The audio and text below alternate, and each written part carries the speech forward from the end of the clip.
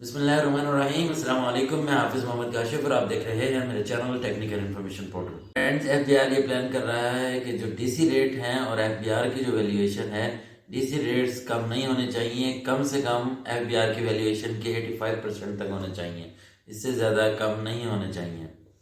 तो इससे क्या इम्पैक्ट पड़ेगा, डीसी रेट क्या होते हैं, एफबीआर की वैल्यूएशन क्या होती है और ये कहाँ कहाँ काम आते हैं, और टैक्स का क्या इम्पैक्ट पड़ेगा, प्रॉपर्टीज़ के ऊपर इसका इम्पैक्ट क्या होगा, आज की वीडियो में देखेंगे। वीडियो स्टार्ट करने से पहले आपसे रिक्वेस्ट करूंगा कि अगर आपने अभी तक मेरे चैनल टेक्निकल इन्फॉर्मेशन पोर्टल को सब्सक्राइब नहीं किया, सब्सक्राइब कर लें ताकि मेरी तमाम आने वाली वीडियोस और उसके नोटिफिकेशंस आपको बर वक्त पहुँचते रहें। जब भी आप प्रॉपर्टी को परचेज करते हैं तो उसके ऊपर जो टैक्स आपको पे करना होता है, विद होल्डिंग टैक्स पे करना होता है, वो वो आपको डीसी रेट के ऊपर पे करना होता है। यानी कि डीसी रेट से वो कम नहीं होना चाहिए।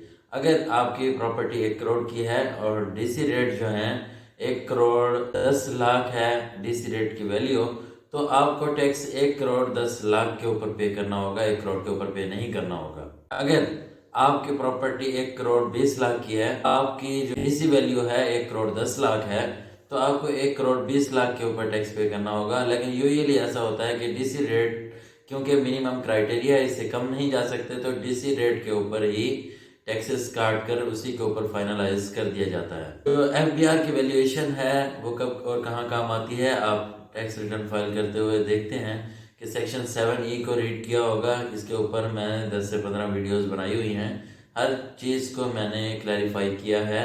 सेक्शन 7E क्या है या कैपिटल एसेट्स क्या है, इसके ऊपर टैक्स कैसे लगता है।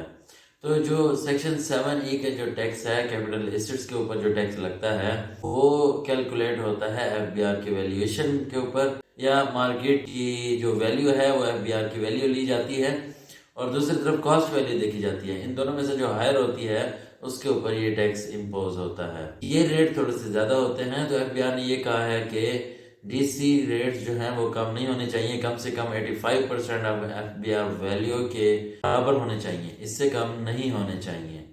तो जब आपकी डीसी रेट बढ़ेंगे, डीसी रेट बढ़ने से क्या होगा, आपके ऊपर टैक्स ज़्यादा लगेगा।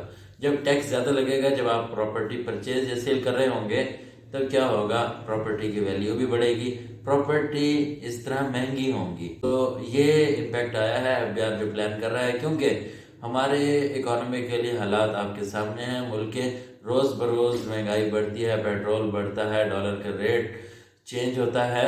उसकी वजह यही है कि हमारी इकोनॉमी जो है अभी स्टेबल नहीं है, इन्फ्लेशन बहुत ज़्यादा तेज़ी से आ रहा है। तो एफबीआर के ये स्टेप लेने का फ़ायदा ये है एफबीआर को कि जब डीसी रेट वो बढ़ाएगा तो उन डीसी रेट्स के ऊपर टैक्स भी आपको ज़्यादा देना होगा, टैक्स कलेक्शन ज़्यादा होगी।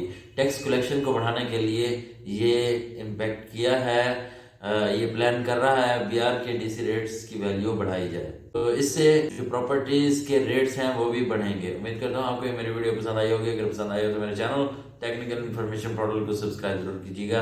इसके साथ ही आप मोहम्मद काशिफ को इजाज़त दीजिएगा। नेक्स्ट वीडियो तक के लिए अल्लाह।